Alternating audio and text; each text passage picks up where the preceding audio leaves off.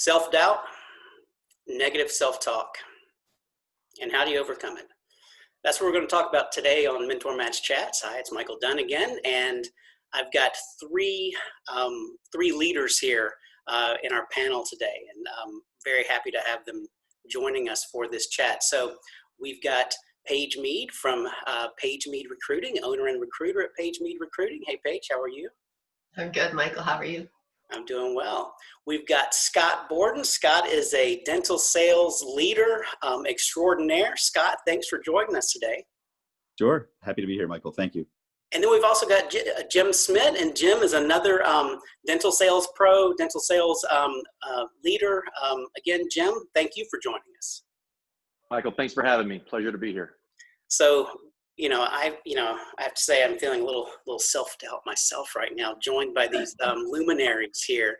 But we're just gonna get right to it, because I think this is one of those topics that sometimes we sweep under the rug a little bit. I mean, we often don't talk about the fuzzy thinking and the worry and the self-questioning, the negative self-talk that sometimes we go through. And I just want to kick it off by saying it's commonplace. Let's just get it out in the open, whether it's times of global pandemic, whether it's times of recession, or whether it's times of smooth sailing. We all at some point in time experience those feelings of self-doubt and negative self-talk. Would you guys agree? Oh, yeah. Sure. Oh, yeah. For sure. Yeah. And I don't think we have to go into what is the concept. We've all experienced it. How do you guys recognize it, and then maybe what are some of your tips for dealing with it? And I'll just throw that out there to the panel here, whoever wants to grab it and run. You know what? Can I put a little bit of color on this topic? Please, yeah, go for it. Yeah, I think it's really exciting to be in this particular chat with you guys, because I don't know about you, but yes, it is normal all the time. But I think we come up with some pretty normal ways of managing and being resilient and keeping our mental toughness. I just feel like we're in a space with all the craziness coming. I just feel like we're being shelled. And to the degree I can normally be one of those people who helps others kind of keep themselves focused and together, I am not feeling that right now. So for me personally, I'm trying to stay tough in situations I don't know how to navigate, with a future that's very uncertain. And I don't do most of the talking. Mostly my job during the day is listening. So I don't even always realize what is happening in my thoughts until I have a chance to articulate them. So it's just been a weird time for me, and I'm really looking forward to hearing kind of how you guys are managing through these same spaces, and what kind of skills you're developing to help pull yourself through those really difficult times. Yeah, that's a great point, Paige. And I mean, that's the beginning of this entire process, is the fact that you're not alone, right? None of us are alone. It's a lonely island when you're in time of divisiveness and disarray and questioning the simple little values and skill sets that were once implied, right? So yeah, I mean, I think there are people who profit off of divisiveness. There are people who thrive off of divisiveness and drama and all those things in our personal life, in our professional life, sometimes in family life, right? And sometimes you just have to hit that reset button and realize that there are many people and things and hobbies and interests out there that you're passionate about, right? Who are you? What are you made of? What are your values? And are they for sale, right? Can they be stripped very easily? Is it something you throw out at a flea market? And if it's not, start to rely on them and find strength in them, and find like-minded people who share your values, who find, you value and joy and usefulness in your values, and lift them up. And on the flip side, let them lift you up when you need it as well, right? Don't be afraid to be vulnerable. Don't be afraid to crash and burn. They're your network for a reason. And those that are not in your network, maybe they will be one day, maybe they won't be, but rely on them as well. There's a lot of people out there that love you, and it's not a sign of weakness to look into their eyes and say, help me. So I'm with you 100%. Yeah. I think, there's a couple of things you just said there, Scott, that resonated with me, and curious to to get Jim's input on it too. But, part of it, and Paige alluded to it as well, is, recognizing when is it just a thought process that is part of doing your job or accomplishing your goal or whatever. And then when is this, fuzziness? I like, Paige, you had in leading up to this in our conversations, you would use the term fuzzy thinking. I really like that. But when is it not part of your process, but when is it, negative talk or self-talk or doubt or fuzzy thinking?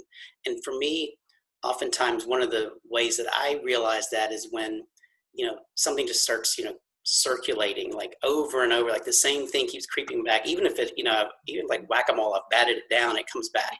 Okay, wait a minute, this isn't helpful.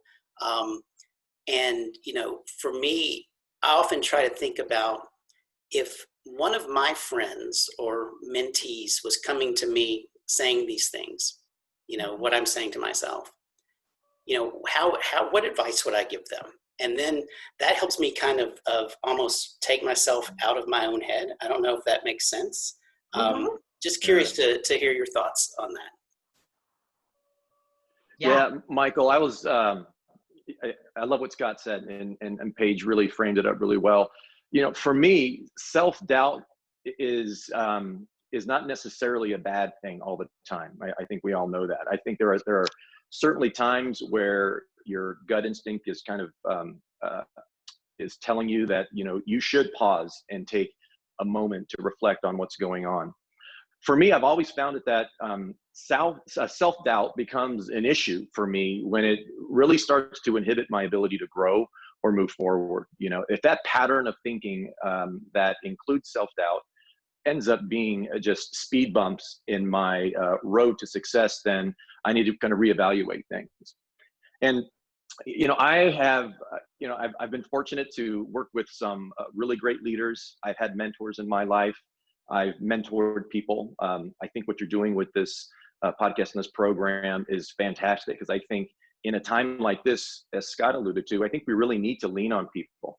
I think if there's something that we're going to learn about being able to swim through this time where emotional resilience is needed, even to just kind of get your day going, is that you need people around you. And what I found, I'm a person of faith, and just the other day, I think I sent a text message out where I was reminded that fear not is mentioned 366 times in the Bible. I never knew that. I think I heard one of my kids mention it or something. But I thought about that. I'm like, how that's, in many ways, our Creator kind of designed us knowing that we're going to be fearing and doubting ourselves quite a bit. And for me, anchoring myself in a sense that this is normal, and there are people around me who are willing to help me navigate and look at these issues that I'm struggling with, where I don't have a high degree of confidence, is part of the solution. Which again, I think it's your whole show is anchored in this idea of mentors, and I think that's the role that a mentor plays. And there's times where you got to take that hat off and you need some mentoring yourself. And I find myself in that situation right now. I think as Scott does as well, is that I've never been in this climate where I was laid off, and then you're back in the job market with so many millions of other people who are wrestling with the same things. But I think it's not always necessarily a bad thing, but I do believe it can become a very destructive pattern if you allow it to inhibit you from moving forward. Yeah, I think that's very insightful, Jim. The fact that, not just that, as we talked about it, self-doubt being normal, but it's not necessarily a bad thing or unhealthy thing, right? I mean, if I never have any degree of self-doubt, then again, I'm not trying to give any sort of medical or psychological advice here. So this is not, don't want to go down the road of mental illness here. But, if I never exhibit an ounce of self-doubt, maybe there's a pathology there. So, it's normal, and you can use it to build. I mean, and as Jim, as you said, it's the point at which it inhibits your growth or inhibits your path towards your goal. That's when it's time, at least in my mind, I like to figure out, okay, how can I take a time out? as I said earlier, how can I either, try to get out of my own head by thinking from a different perspective? Scott, as you mentioned, and Jim as well, and this is where I am really bad. And one of the reasons I started trying to do this is, asking someone for help. I like to try to fix everything on my own, and I don't. I think that, that's another way to kind of step away from it, or even physically step away. I mean, Paige, if you're sitting there in your office and you're on the phone all day and all of a sudden you realize, wait a minute, I think I'm in a weird pattern. I mean, sometimes I even just physically remove myself from my, working environment. I go for a jog, I go exercise or something. I think there's a certain way you can, use physical activity to reset yourself when you see that pattern develop. Mm-hmm. Definitely. Yeah, Michael, this idea of patterns, I was listening to it may have been on a TED Talk or something where I'm not quite sure what the entire subject matter was, but it was basically humans are creatures of patterns, and we need identifying what those unhealthy patterns are important for success, as is identifying those very successful patterns. And I think it was a neurologist or somebody talking about how amazing the brain is and how we quickly pick up on these things and we just attach ourselves to. We just love our patterns.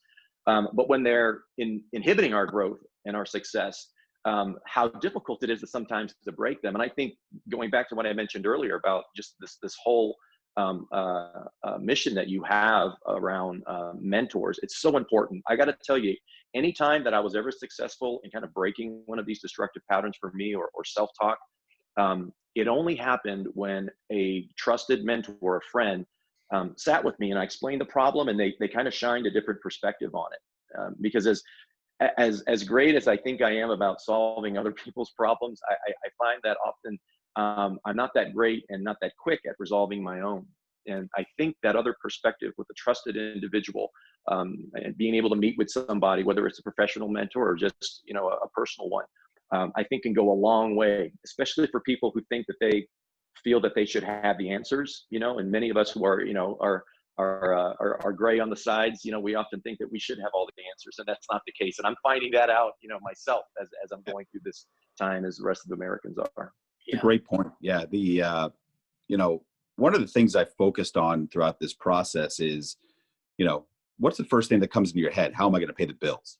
Right. I mean, and we've all heard the phrases, you weren't put on this earth to pay bills and die, or whatever it is. But, it's a concern. You start thinking about it. Yeah. Of course. I mean, there's a whole myriad of concerns that hit you at first. But when you sit down and you get over the initial shock of a life altering event like that, you start to realize that you also have to pay the bills upstairs as well. Right. I mean, when you've been on the road 20 years, grinding it out and trying to serve others, as Jim said, you have to find time for yourself as well and your family, and reconnect with elements of your life that you may have sacrificed a little bit. Right. I mean, one of the ways to break away from some of the stinking thinking, as my friend Kerry Strain taught me years ago, is, maybe something like just taking one of my daughters out and fishing on the lake, or getting out and doing something healthy, as Michael said, for yourself or for your family or together with your family, whatever it takes, just to clear your own head and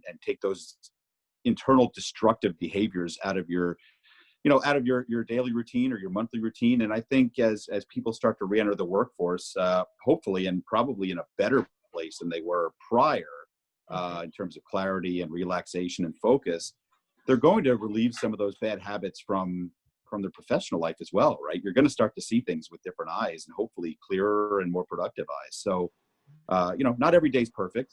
That whole concept of paying your bills is still going to be there, but yeah, I mean, there's been internal and self, assessments and investments that have been made that I can't complain about, won't apologize about, and in a weird way, I'm a bit thankful for. So, if you don't acknowledge them, you can't really embrace them, and they'll be gone before you know it. You'll be back in the workforce soon enough. So, find your happy place while you have it.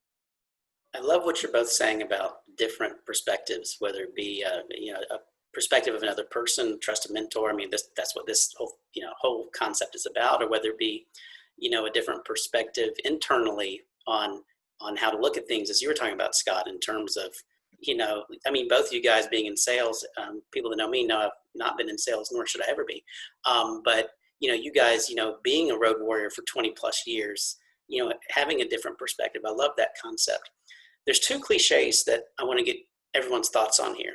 Or really one that I want to get thoughts on, but one has come to mind as we've been talking, and really kind of goes back to the first Mentor Match chat. And Paige, you were a part of that, just on the concept of mentors and finding one and all of that. And, I think as Jim alluded to as well, when you're seeking that person out to talk to, that different perspective, it's important that you have the right person to go to and to have the right fit. And, that's not going to happen, magically or overnight, or with the first or second or third person that you may reach out to if you're in a situation now, especially where, maybe you don't have a good mentor and you're trying to find one. But I'm always reminded of this meme or this cliche that I've seen around, and that's, never accept criticism from someone, to whom you wouldn't go for advice. So, I just want, to keep that in mind, right? Because again, if you're in this place of rumination and destructive or self-doubt that's blocking you from your path, and you just reach out to someone ad hoc, be careful who you reach out to, right? Because that perspective needs to be the right perspective. I'll just leave it at that. So that's one cliche that's come to mind. The second cliche that's kind of come to mind that I want to get your guys' thoughts on is, you hear, or I've heard a lot through my career, fake it till you make it. And that seems to have a role in this somehow too. I mean, because, when you're working and you're going about your day, as Paige mentioned, on the phone a lot, listening a lot. I mean, I'm just curious what you guys think about that concept. Is it healthy? Is it unhealthy? Does it apply? Is it, what do you think about this fake it till you make it cliche? I like it. I'm a big fan, actually. I've never met a person who feels like they have finally gotten somewhere and actually knows what they're doing. Everybody that I've ever known who moves into any role of growth are worried or afraid that someday that we're going to be found out that we don't actually know what we're doing, how we got this role, whatever it's going to be. But I have leaned on that I've leaned on that a lot in my life, but particularly since I launched my own company. That was a big issue for me.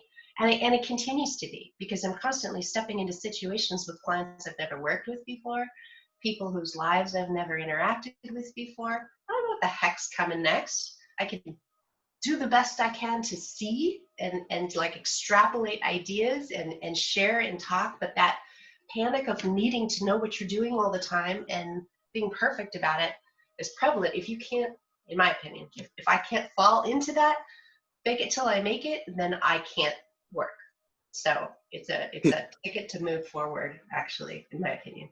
Paige, I think you're selling yourself short there, because you've never faked it.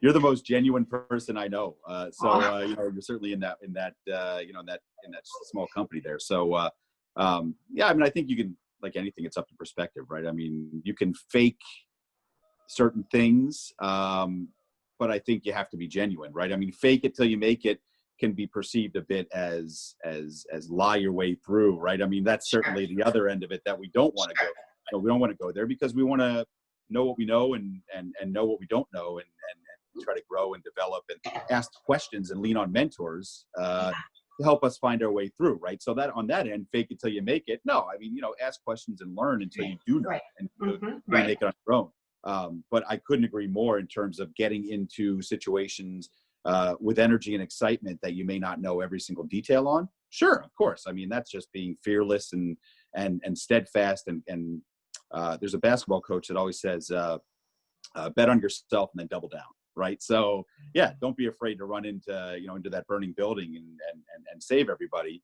But when you don't know how to save everybody and you're on the second floor, you need somebody out there to say, here's how you get out of this joint. Right. So I think it's a double-edged sword based on how you. So I think, Michael, I think I understand where you're going on both ends. And Paige, I agree with you. And then I also want to make sure that people understand that it's fine to lean on others to make sure that you're closer to make it than fake it, right? So I absolutely agree. I like that.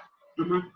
Yeah, I've heard the term, as many of us have, and I've always thought that you really need to understand the context to which it is being said. That plays a big role. I wouldn't agree with anyone fake it till you make it, say in a relationship, if that was your fiance or something. You know, it's really about the context to which you say it in. And you know, generally speaking, I'm not a fan of fake it till you make it.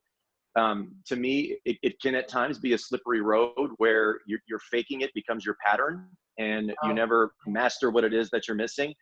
But I think there are times where I think you need to, trust me, I mean, I have faked it till I made it, in the sense of I was thrusted into a leadership role fairly early in my career. And I didn't feel I was prepared. I didn't feel I had folks that were 10, 12 years older than me that I was leading. I didn't feel I had the right pedigree, quite frankly, at that point, to be the quote unquote leader of these people. And one of my mentors, you know, who I trusted, and is someone who this goes back to a point you made earlier, Michael, about, sure, you want to be selective on who you choose to mentor you in different aspects of your life. I wouldn't, some of my business mentors, I wouldn't ask them to mentor me on my spiritual growth, for instance. Right.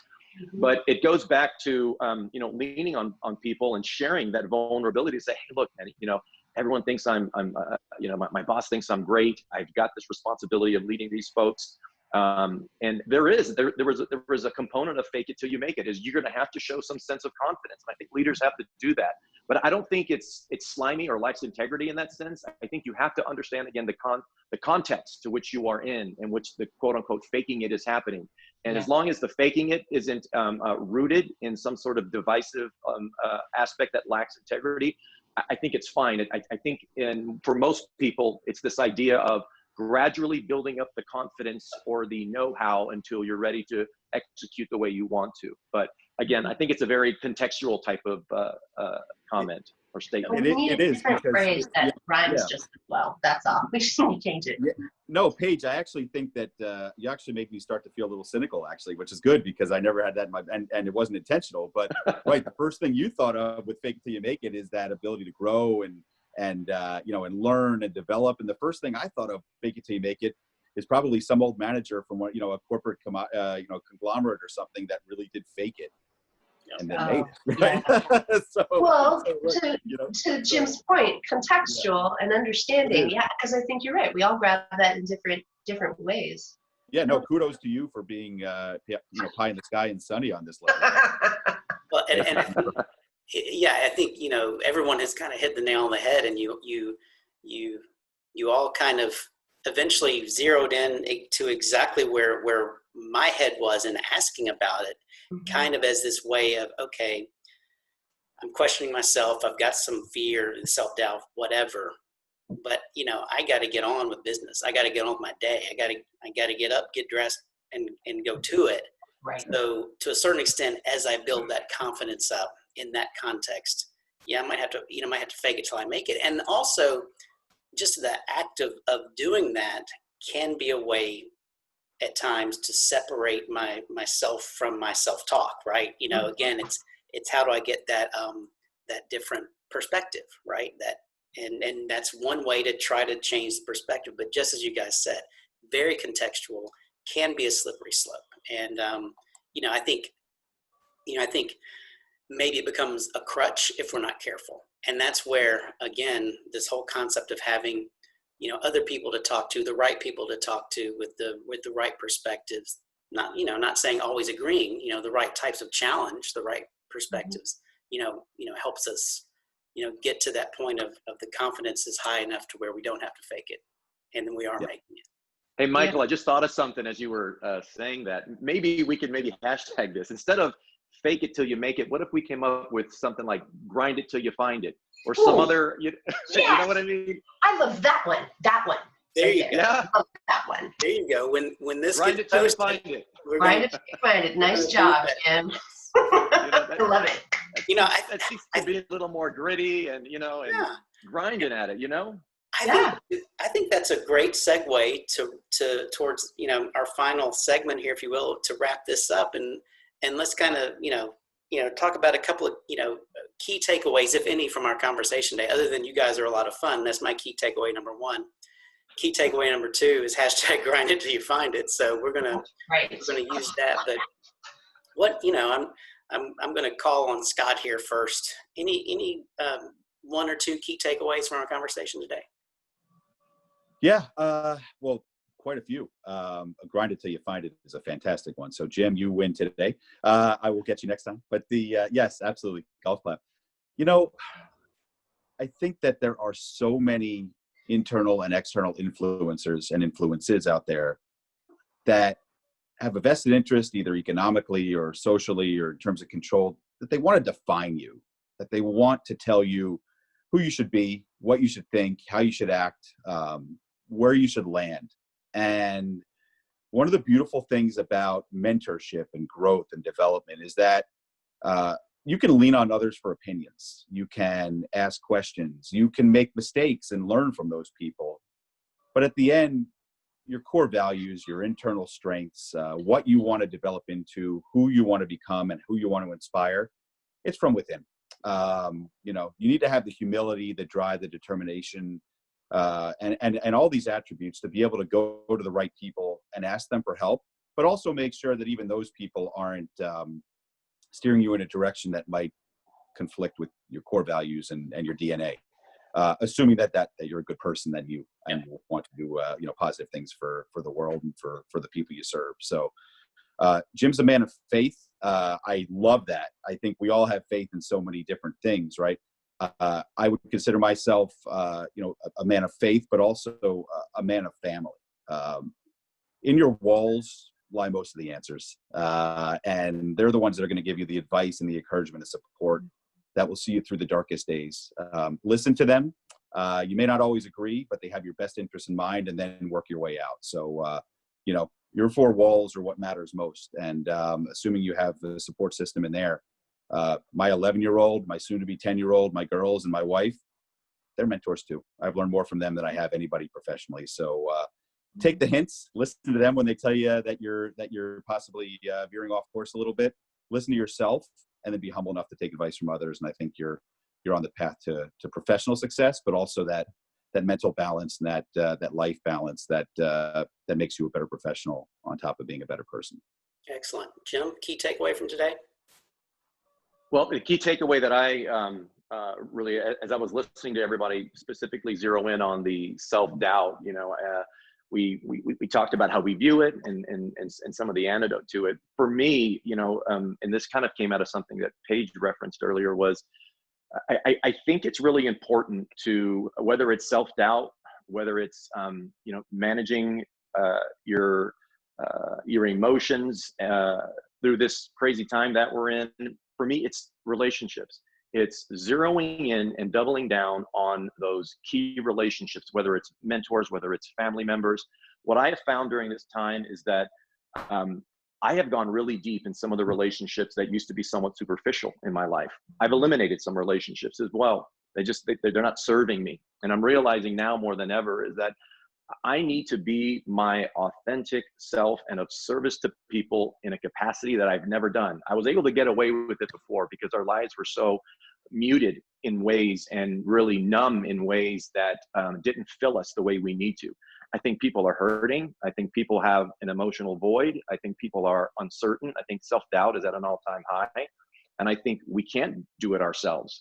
As confident as the individual that I am, both professionally and in other capacities, to what Scott said earlier about the walls. I mean, my wife and my kids fill my cups in ways that I realized I never needed. I don't know how it was that I was so blind to that.